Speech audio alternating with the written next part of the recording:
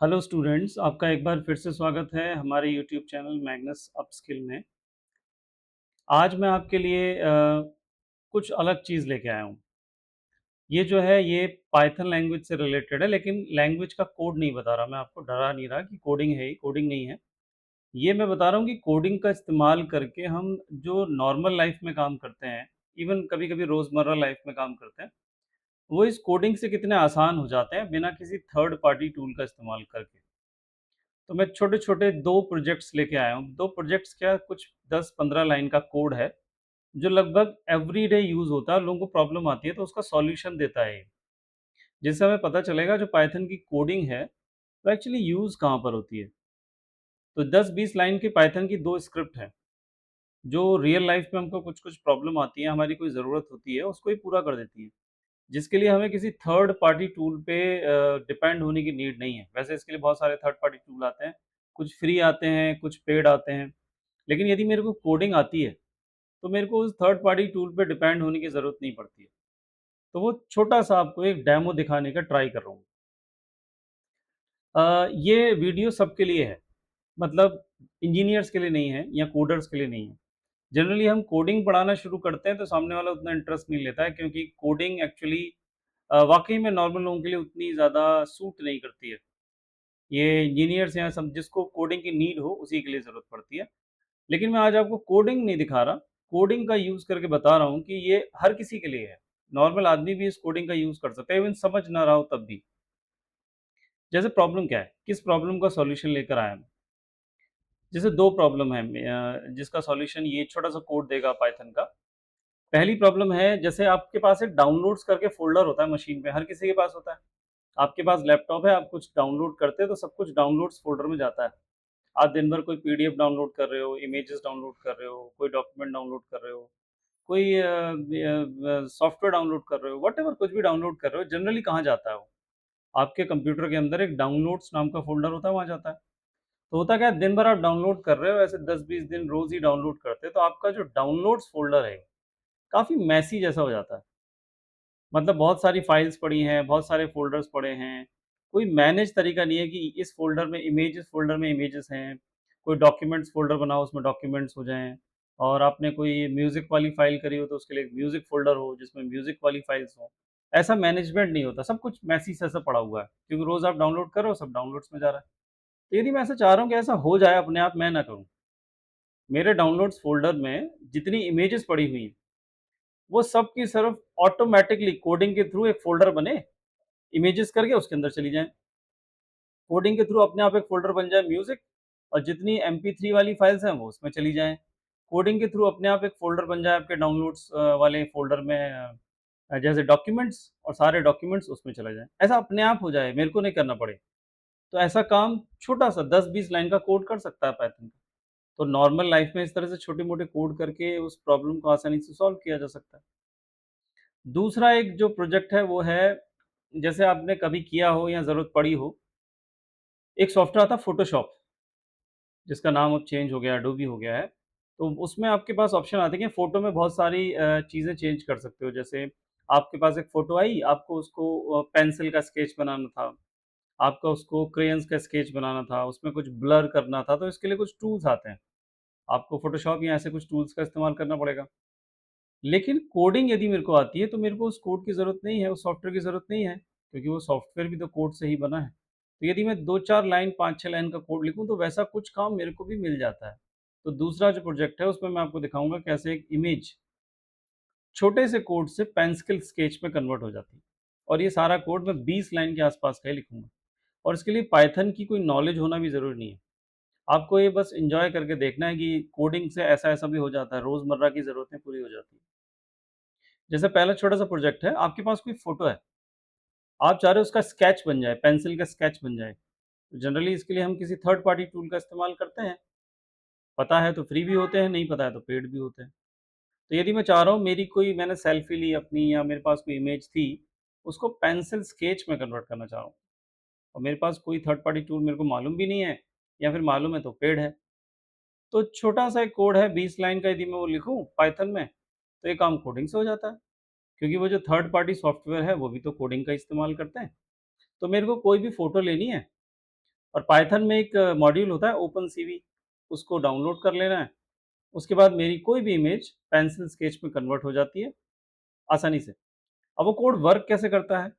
वो कोड बहुत आसानी से वर्क करता है। वो क्या करेगा, पहले आपकी जो इमेज होगी, उसमें से सारे कलर्स हटा देगा। उसको ग्रे स्केल कर देता है, उसमें सिर्फ लाइट और डार्क कलर रह जाएँगे कोडिंग के थ्रू। फिर वो आपकी जो डार्क और लाइट कलर रह गए, उस इमेज को इन्वर्ट कर देता है। लाइट डार्क बन जाता है, डार्क लाइट बन जाता है, रिवर्स कर देता है। फिर वो आपकी इमेज को थोड़ी-सी ब्लर करता है, गॉसियन ब्लर करता है, बिल्कुल ब्लर नहीं करता है। उसके बाद वो डिवाइड कर देता है ग्रे स्केल से आपके ब्लर को, तो आपको ऐसा लगता है पीछे पेंसिल की लाइन्स दिखने लगी। कुछ ऐसे, ये छोटा-सा कोड है। ये 10-20 लाइन का कोड है, 20 नहीं है, कुछ 10 के आसपास होंगी। इस लाइन का कोड लिखना है आपको और आपकी कोई भी इमेज पेंसिल स्केच में कन्वर्ट हो सकती है, आसानी से बिना किसी थर्ड पार्टी के यूज़ करे। और ये पाइथन कर देती है इस कोड से। मैं अभी आपको कोड भी रन करके दिखाता हूँ। तो एक छोटा-सा कोड लिखें और जो नॉर्मल लाइफ़ की प्रॉब्लम है कि आपको एक स्केच था, उस स्केच को पेंसिल स्केच बनाना था, तो आसानी से बन सकता है, सिर्फ इस 10-11 लाइन के कोड से। दूसरी प्रॉब्लम, दूसरी मैंने बोला जो डाउनलोड्स फ़ोल्डर में फाइल्स पड़ी होती हैं, जो ऑर्गनाइज़ वे में नहीं पड़ी होती हैं, तो बड़ा मेसी सा लुक आता है डाउनलोड्स फ़ोल्डर का। हम चाहते हैं कि हर 25 दिन बाद इस कोड को चलाएँ, तो मेरा जो डाउनलोड्स वाला फ़ोल्डर है वो ऑटोमैटिकली ऑर्गनाइज़ हो जाए, ऑटोमेशन हो जाए। मैं ना करूँ, हर 25-30 दिन बाद जब मैं ज़्यादा फ़ाइल डाउनलोड कर लेता हूँ, तो मेसी जैसा हो जाता है मेरा डाउनलोड्स फ़ोल्डर। बस 25-30 दिन बाद इस वाले कोड को चला देना है, आपका जो डाउनलोड्स फ़ोल्डर है वो ऑर्गनाइज़्ड हो जाएगा। इस कोड को चलाने के बाद जितनी इमेजेस आपकी पड़ी हैं आपके डाउनलोड्स फ़ोल्डर में, उसके लिए एक फ़ोल्डर बन जाएगा इमेजेस ऑटोमैटिकली, और वो सारी इमेजेस उसके अंदर पहुँच जाएँगी। डॉक्यूमेंट्स के लिए ऑटोमैटिकली एक फ़ोल्डर बन जाएगा डॉक्स, सारी जो डॉक्यूमेंट्स हैं वर्ड के, एक्सेल के, पावरपॉइंट के, वो उसमें चले जाएँगे। यदि आपके पास डाउनलोड्स में वीडियोज़ पड़ी हुई हैं, तो अपने आप एक फ़ोल्डर बन जाएगा वीडियो, और सारे वीडियो उसके अंदर चले जाएँगे, और ऐसा एक कोड से हो जाएगा। मेरे को नहीं करना है, मेरे को हाथ से फ़ोल्डर नहीं बनाना है, हाथ से कट करके फ़ोल्डर में नहीं डालना है। ये काम कोड कर देगा, ऑर्गनाइज़ कर देगा मेरे पूरे के पूरे फ़ाइल सिस्टम को। तो इसके लिए मेरा कोड करेगा क्या, वो लिखा हुआ है, वो आपके फ़ोल्डर को स्कैन करेगा, फिर वो एक्सटेंशन चेक करेगा कि .jpg फ़ाइल है कि .gif फ़ाइल है। यदि उसको ऐसे एक्सटेंशन मिले, तो वो इमेजेस फ़ोल्डर में डाल देगा। यदि उसको .mp3 वाले एक्सटेंशन मिले, तो वो ऑडियो फ़ाइल में डाल देगा, ऑडियो फ़ोल्डर में डाल देगा, और यदि उसको mp4 वाले एक्सटेंशन मिले, तो वो वीडियो फ़ोल्डर में डाल देगा। फिर आपके बिहाफ़ पे फ़ोल्डर भी क्रिएट खुद ही करेगा, आपको नहीं करना है, और उस फ़ोल्डर में उससे रिलेटेड सारी फ़ाइल्स को मूव करा देगा, और वो कोड ये है, छोटा-सा, 7-8 लाइन का कोड ये भी है। इस कोड को आप हर 25 दिन बाद चलाओ, तो आपका जो डाउनलोड्स फ़ोल्डर है, जो मेसी सा पड़ा रहता है, वो ऑर्गनाइज़्ड हो जाएगा। तो ये ऑटो ऑर्गनाइज़र कोड है, सिर्फ़ 7-8 लाइन का। तो पाइथन बेसिकली, लैंग्वेजेज़ बेसिकली यही होती हैं। लैंग्वेजेज़ हौवा नहीं होता है, लैंग्वेजेज़ रोज़मर्रा के काम को सॉल्व करने का तरीका होता है। ये सॉफ्टवेयर्स भी उसी से बनते हैं, तो वो भी क्या करते हैं, रोज़मर्रा के काम सॉल्व कराते हैं हमसे, वो भी कोडिंग ही होती है। तो ये कुछ आपको कोडिंग नहीं बता रहा मैं, अभी मैं रन करके भी दिखाऊँगा कैसे करेगा ये। तो ये कुछ फ्लो होगा हमारे वीडियो का। अब मैं आपको करके दिखाता हूँ, ये जो मैंने बोला ये काम कैसे करेगा। तो मैं आपको ले चलता हूँ वीएस कोड में। मैंने पहले से एक कोड लिखा हुआ है वीएस कोड में। ये वाला कोड है फ़ोल्डर को मैनेज करने का, और ये वाला कोड है इमेज को कन्वर्ट करने का स्केच में, पेंसिल स्केच में। जैसे मैं आपको दिखाता हूँ। मैंने क्या करा,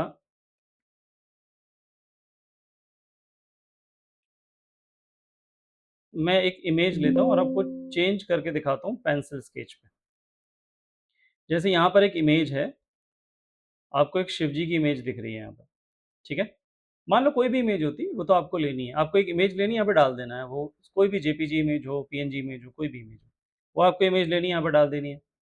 अब मेरे को ये इमेज ना पेंसिल स्केच में चेंज करनी है। तो जनरली हम इसके लिए कोई थर्ड पार्टी टूल का इस्तेमाल करते हैं, या वेबसाइट्स, ऑनलाइन वेबसाइट का इस्तेमाल करते हैं। ये काम करने के लिए हम ये छोटा-सा कोड भी यूज़ कर सकते हैं, ये वाला। ये कोड है। इस कोड में यहाँ पर आपको अपनी इमेज का नाम डालना है। जैसे मेरी इमेज का नाम है शिवा डॉट जेपीजी, ये डालना है। फिर ये कोड एग्जीक्यूट होगा, और ये कोड आपकी इमेज को स्केच में कन्वर्ट कर देगा, पेंसिल के स्केच में कन्वर्ट कर देगा।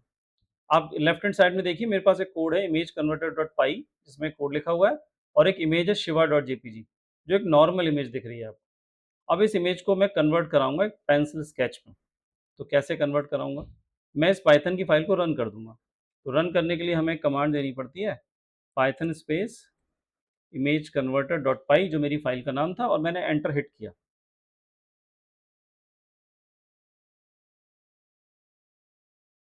उसने बोला स्केच सेव्ड। अब देखिए यहाँ पर एक फ़ाइल जनरेट हो गई। अभी तक सिर्फ़ शिवा डॉट जेपीजी थी, यही थी। अब कोड ने एक फ़ाइल और बना दी स्केच डॉट पीएनजी। ये अभी-अभी बनी कोड से, जो मैंने कोड रन किया, उससे एक इमेज बन गई। अब जब मैंने इसको क्लिक करा, तो आप देखो वो जो मेरी शिवा डॉट जेपीजी थी, ये इमेज थी। इसका एक पेंसिल स्केच तैयार कर दिया। किसने? कोड ने। हम कोड से इमेज इमेज प्रोसेसिंग कर सकते हैं। मैं और भी बहुत कुछ कर सकता था। मैंने अभी आपको छोटा-सा कोड दिखाया। जिससे इस तरह से पेंसिल स्केच में कन्वर्ट हो जाता है। ये क्रेयंस वाले स्केच में भी कन्वर्ट हो स्केच में भी कन्वर्ट हो सकता है। ये ब्लैक एंड व्हाइट भी कर सकता हूँ मैं इसको। सिर्फ 10-11 लाइन का कोड लगाना है, ये इमेज प्रोसेस होके जिस तरह की इमेज मेरे को चाहिए, जो हम फ़ोटोशॉप वगैरह से करते हैं, वो कोड से हो जाता है। उसके लिए एक छोटा-सा कोड था 7-8 लाइन का। तो पाइथन एक्चुअली जनरल पर्पज़ में यहाँ यूज़ होती है। इस तरह के छोटे-मोटे काम करने के लिए भी पाइथन का यूज़ किया जा सकता है। बस उसके लिए मेरे को कोडिंग आनी चाहिए थोड़ी बहुत। अभी मैं आपको कोडिंग नहीं बता रहा, लेकिन मैंने बताया एक कोड है, जिसका इस्तेमाल करके ऐसा हो सकता है। एक बगल में कोड और है, ये फ़ोल्डर्स को मैनेज करने का है। देखिए मैं आपको अपना डाउनलोड्स फ़ोल्डर दिखाता हूँ।